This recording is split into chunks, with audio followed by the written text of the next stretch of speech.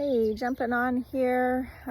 It's been a while. We've been on a mission trip to the Apache Indian tribe in White River, Arizona. It's amazing. Amazing time with the children there.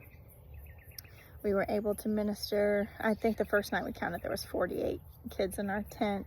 So all week long we just are so thankful for the opportunities the Lord provided. While I was there, I got a word from the Lord for a man that's dear in my life, and I shared it with him, and then we got home, and the next day was Father's Day, so I shared it at church. And then today I was just thinking how much I knew it applied to everybody, but at that particular time I was just focused on fathers. But here's the word. God is not looking for stronger men. He's looking for surrendered men. Stop taking your strength to God. He's not impressed by it. Comparatively, your strength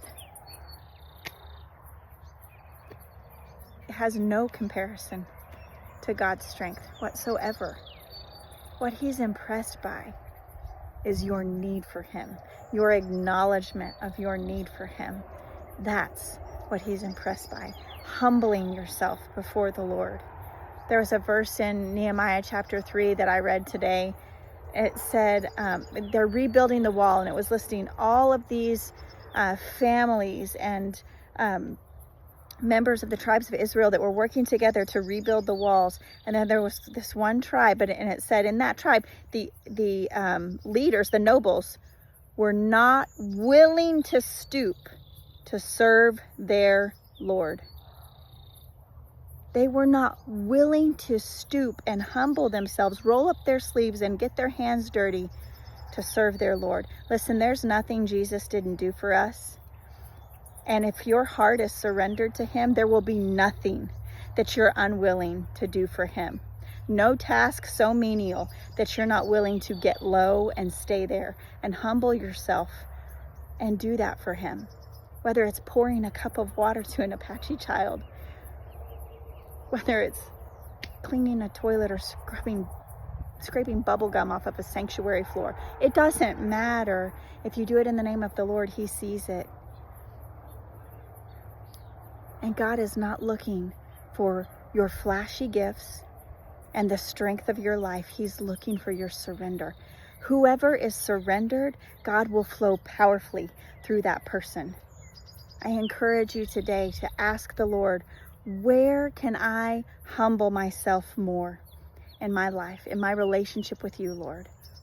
And then listen. And listening is the key. Because humility it shows up when we are willing to listen to whatever God says to us. If He wants to speak to you about your finances, if He wants to speak to you about your relationships, that you're willing to listen, that He can say anything to you about your job, about your career, about your hobbies, your pastime, what's rolling around in your soul, about your past pain and trauma, your childhood. If God wants to speak to you about something and you're willing to listen, that is the mark of true humility. Let Him speak. He's always speaking to you, and a humble heart will hear Him and say, you can tell me anything you want. And my response will be, yes, Lord. Let's end today with a yes, Lord.